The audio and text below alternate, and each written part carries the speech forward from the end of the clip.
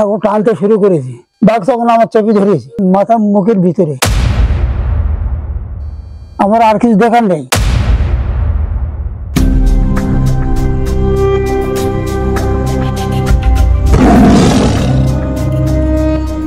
সুন্দরবনের ভূমিপুত্র চ্যানেলে সবাইকে স্বাগত। তো আজ এমনই এক পরিবারে এসেছি যিনি বহু বছর জঙ্গল করতে গিয়ে এমনই এক ভয়ঙ্কর বিপদের মধ্যে পড়েন। তিনি এই মুহূর্তে খুবই খারাপ পরিস্থিতির মধ্যে জীবন যাপন করছেন। তো ইনি সেই জঙ্গলে গিয়েছিলেন মাছ ধরতে গিয়ে বাঘের আক্রমণে শিকার হয়, সেখান থেকে ফিরেও এসেছেন। ফিরে আসার পর থেকে বহু বছর অবস্থায় উনি খুবই অসুস্থ হয়ে পড়েন এবং ওনার এই পারিবারিক এখন যে জীবন চলছে খুবই দুর্ভিক্ষ ভাবে চলছে। তো সেই অবস্থায় আমরা এনার সাথে এসে একটু কথা বলবো যে আর আমরা জানাবো যে এই ভিডিওটা দেখে আপনাদের হয়তো খারাপও লাগবে সত্যি ঠিকই, কিন্তু আমরা আপনাদের সামনে এই জন্য তুলে ধরছি যদি এই মানুষটাকে কিছু সাহায্য করা যায়। তো আমরা এনাকে দেখি প্রথমে হয়তো ভেবেছিলাম যে আমরা এনার ভিডিও করব না, কিন্তু এই পরিস্থিতির মধ্যে আমরা চাইছি যে আপনারা যদি কেউ এগিয়ে আসেন, এই মানুষটির পাশে এসে দাঁড়ান, এইরকম পরিস্থিতির মধ্যে এই মানুষটির পাশে এসে দাঁড়ান, তাহলে সত্যি খুব ভালো হবে, আমাদেরও ভালো লাগবে, আপনাদেরও সাহায্য করে ভালো লাগবে। তো আমরা শুনবো যে এই দাদুর মুখ থেকে শুনবো যে কিভাবে ওই ঘটনাটা ঘটেছিল, তারপর থেকে কত বছর পর থেকে উনি অসুস্থ হতে শুরু হচ্ছেন বা হয়েছে সেটা আমরা জানবো। আপনার নাম? ধারক মিস্ত্রি। আচ্ছা, এই কিভাবে হলো যদি জঙ্গল করতে গিয়ে একটু যদি বলেন। জঙ্গলে মাছ ধরতে গেছিলাম। আচ্ছা, মাছ ধরতে যাওয়ার পরে কতজন যেতেন? তিনজন সাথে ছিল। হ্যাঁ, তিনজন সাথে ছিল। গেলাম মাছ ধরতে, জাল পাটা দিয়েছিলাম চন্দ্রখালি। হ্যাঁ, 11 নম্বর চামটা। আচ্ছা, চামটার জঙ্গল তো খুবই ভয়ঙ্কর। আচ্ছা, এখন পাটা দিয়েছি, পাটা দিলে এখন ভোরে রাত থাকতে মাছ ধরতে হবে। তো এক খালে মাছ ধরেছি, তারপরে আর একটা খালে গেছি, মাছটা জালে বেঁধে রেখে আর এক খালে গেছি পাশাপাশি। তিনজনই গেছেন? তিনজনেই আছি। এখন মাছ ধরতে গিয়ে প্রচুর মাছ হয়েছে, কিন্তু ধরতে নেমেছি, নামার সঙ্গে সঙ্গে ওই জালের কানি খুলে দিয়েছি। আচ্ছা, খুলে দিলে পর বাঘ এসে আমাকে সঙ্গে সঙ্গে ঝাঁপিয়ে পড়েছে আমার গার পরে। আচ্ছা, আপনি দেখেননি যখন বাঘটা ঝাঁপ দিচ্ছেন? আপনি আর দেখেন? না, দেখিনি। আপনার দুইজন সঙ্গী কোথায় ছিল? তারা খালে ছিল।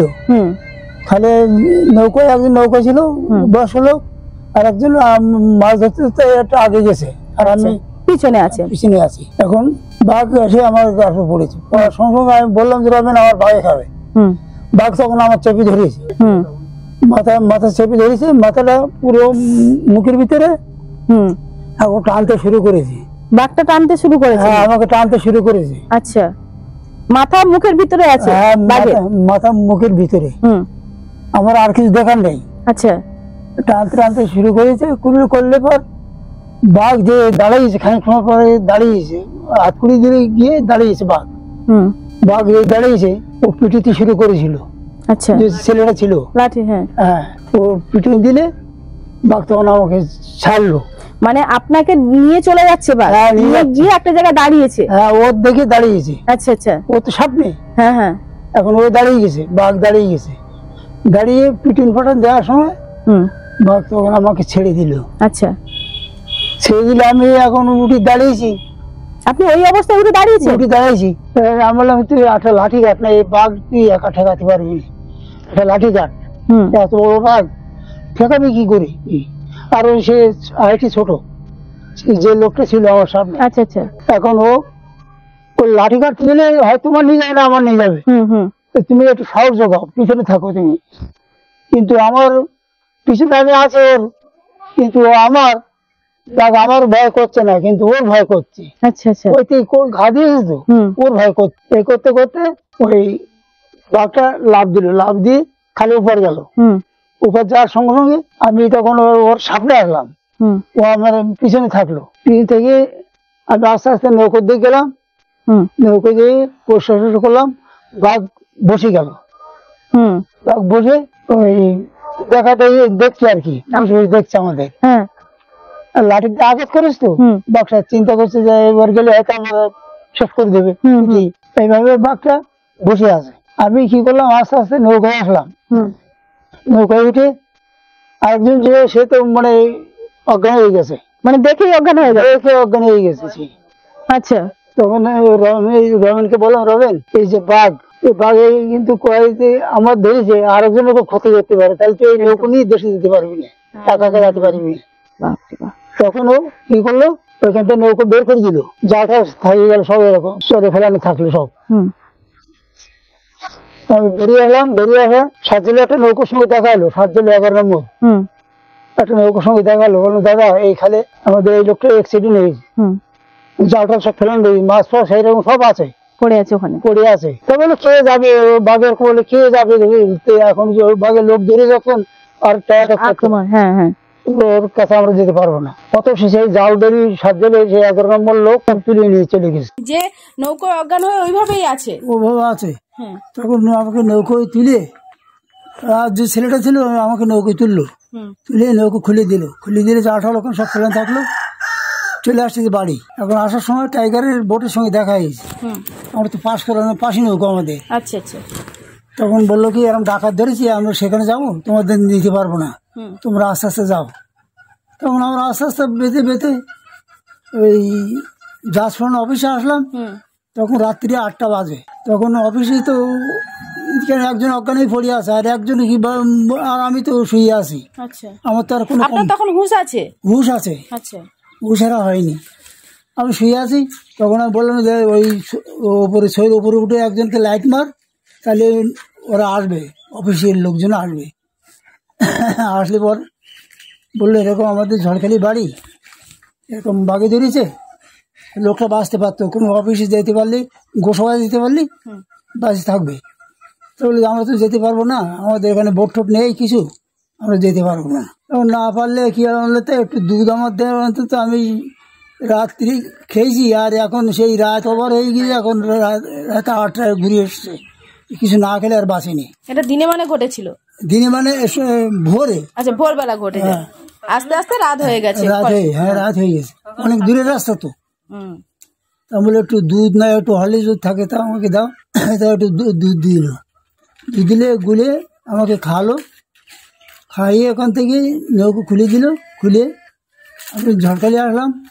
তখন রাতে 1টা বাজে, 1টা-1.5টা বাজে। সেই অবস্থায় আমার জামাই নিয়ে গেল বাসন্তী, বাসন্তী নিয়ে গেল, নিয়ে আমাকে ভর্তি করলো টিকের কাছে। ভর্তি করে জামাই দেখভাল করতো, সেখান থেকে একটু সুস্থ হলাম। আচ্ছা দাদু, ওই মুহূর্তে যখন ওই বাঘে ধরেছিল, ওখানে কোনো কিছু দেননি যে রক্তটা বন্ধ হওয়ার জন্য? গামছাতে বাঁধা রয়েছে। বাবা, গামছা তো থেকে তো রক্ত কিছু দেওয়ার মতন সুযোগ নেই আর। আচ্ছা, ওতে 50 গ্রাম 100 গ্রাম হলুদ দিলে কিচ্ছু হবে না। বলে না চিনি দিলে রক্তটা বন্ধ হয়ে যায়, ওই মুহূর্তে ছিল না? না, ততটা চিনি ছিল না। তা আপনি যখন মানে ওই বাঘের যখন মুখের ভিতরে ছিলেন না, তখনও আপনার জ্ঞান ছিল? জ্ঞান ছিল। তখন আপনার ওই মনের মধ্যে কি অবস্থা চলছিল ওই সময়? ঠাকুর যা করে তাছাড়া আর কিছু করার নেই। ঠাকুর ভরসা, মাই ভরসা, মাই ভরসা। জঙ্গলে এই যে দাঁতে মেরেছে, মানে ওইটা ধরে পুরো মুখে নিয়েছে। এই যে একটা দাঁতের চিহ্ন দেখা যাচ্ছে, আর এই পাশে এই আছে, এইখানে আছে, বাবা কানের গোড়ায় আছে, মানে ওইটা ধরে পুরো ওর মুখের ভিতরে ছিল দাদুর মাথাটা। পুরো মাথাটা মুখের ভিতরে চেপে দিয়েছিল বলে কানটা পুরো মাংস ঢুকে গেছে, কানে শুনতে পায় না, ওই কানে শুনতে পায়, মানে এক কানে শুনতে পান না? না। আচ্ছা আচ্ছা দাদু, ওইটার হওয়ার পর থেকে, ওই ঘটনা ঘটার পর থেকে আপনার শরীরে কি এখন সমস্যা দেখা দিয়েছে? ওই তো এই সমস্যাই কাঁপছে, মানে নার্ভের সমস্যা চলে এসেছে? নার্ভের সমস্যা, মানে এই শিরার টানে নার্ভের সমস্যা চলে এসেছে। এগুলো সব মানে দাঁত, মানে মাথাটা যে ছিল আর নোকটা, আর এই কানে দাদু শুনতে পান না, এই যে কানের দাগ, এই যেখানে হ্যাঁ এই জায়গাটা, এই যে এই জায়গাটা, এই যে এই শিরাটা পুরো বোঝাই যাচ্ছে। হয়ে গেছে তো আস্তে আস্তে খানিকটা। আজ থেকে তবু কত বছর আগে মনে হয়? 20-22 বছর। ওই 20-22 বছর পর থেকে উনি যে ওই ঘটনার পর থেকে আর কোনো কাজ বাজ করতে পারে না? কোনো কাজ করতে পারে মানে আস্তে আস্তে এই যে এনার যে এই যে নার্ভের সমস্যাটা এসছে, এটা কি ইদানিং না ওইখান থেকে? ওই তখন মানে ওই যে চিকিৎসা হওয়ার পর থেকে মোটামুটি কিছুদিন সুস্থ ছিল, তারপর আস্তে আস্তে মাথা যন্ত্রণা, মাথা ঘোরা, এইগুলো হচ্ছিল, তারপরে আস্তে আস্তে প্রচন্ড মাথা করা, শুয়ে পায়খানা বমি হয়ে যেত, এত মাথা ঘুরতো? মাথা ঘুরতো প্রচন্ড। তারপরে ডাক্তার দেখিয়ে মাথা ঘোরাটা কমলো, কমার পরে এই আবার শুরু হলো। এখন কি ডাক্তার দেখাতে হচ্ছে? একদম প্রত্যেক দিন ওষুধ না হলে চলে না, পার ডে ওষুধ খাওয়াতে হচ্ছে? একদম। দাদু এগুলো যন্ত্রণা ফন্ত্রণা হয়? যন্ত্রণা হয়, মাথা মাঝে মাঝে মাথা ব্যথা করে, উঠতে পারি না, হাতে কাঁপনি আর পুরো বডি কাঁপে, বডি কাঁপে, এই লাঠি ছাড়া হাঁটতে পারে না। মানে একজন লোক সবসময় দরকার, সাথে থাকতে হবে একজনকে। বাসিরামে শম্ভু ডাক্তার দেখানো হয়, 15 দিন অন্তর অন্তর 2000 টাকার ওষুধ। মানে 15 দিন অন্তর 2000 টাকার ওষুধ লাগে পার ডে ওষুধ খেয়ে যাচ্ছিল? গাড়ি ভাড়া বাদ দিয়ে সেই 20 বছর ধরে এখন এই ট্রিটমেন্ট চলছে? বাপরে বাপ। আর ইনকাম কিচ্ছু না, জমি আছে ওর উপর দিয়ে যাওয়া হয়, যা হচ্ছে হচ্ছে, এখানেই থাকে। তো আপনারা দেখতেই পাচ্ছেন যে এই যে দাদু মানে কি পরিস্থিতি এবং কি ভয়ঙ্কর বিপদের মধ্যে থেকেও ইনি আমাদের মাঝে আজ আছেন, বা এনার সেই জীবনের ঘটনাটা বললেন যে পুরো দাদুর এই পুরো মাথাটা বাঘের মুখে ছিল। তার মানে ভাবুন যে বাঘটা কত বড় ছিল, ওর মুখটাও কত বড় ছিল, যে দাদুর এই মাথাটা পুরো বাঘের মানে মুখের মধ্যে ছিল। মানে দাগও হয়ে গেছে, যে যে দেখতেই পাচ্ছেন আপনারা যে এক কানে দাদু শুনতে পান না, মানে ধরেছিল এমন ভাবে কানটা পুরো দাঁতটা ঢুকে গেছিল, যার জন্য দাদু এক কানে শুনতে পান না। এবং এই পর থেকে, ওই ঘটনার পর থেকে দাদু আস্তে আস্তে মানে দেখতে পাচ্ছেন নার্ভের সমস্যা হয়ে যাচ্ছে। তো যদি কেউ এই ভিডিওটি দেখে আপনাদের একটু যদি মনে সহানুভূতি বা একটু যদি খারাপ বা একটু যদি কি বলবো যদি মনে জায়গা করে নিতে পারে, তাহলে অবশ্যই হলে আপনারা দাদুকে সাহায্য করুন। এই ভিডিওর নিচে দাদুর ডিসক্রিপশন বক্সে অ্যাকাউন্ট নাম্বার আমরা দিয়ে দেবো, যদি কেউ সাহায্য করতে চান তাহলে এই মানুষটিকে আপনারা সাহায্য করুন, আর আমরা তো আছি পাশে। তো চলুন আজ এই অবধি, এনার সঙ্গে আর বেশি কথা বলবো না, বা ইনি একটু অসুস্থ আছেন, তাই আজ এই অবধি থাকলো। দেখা হচ্ছে পরবর্তী কোনো ভিডিওতে।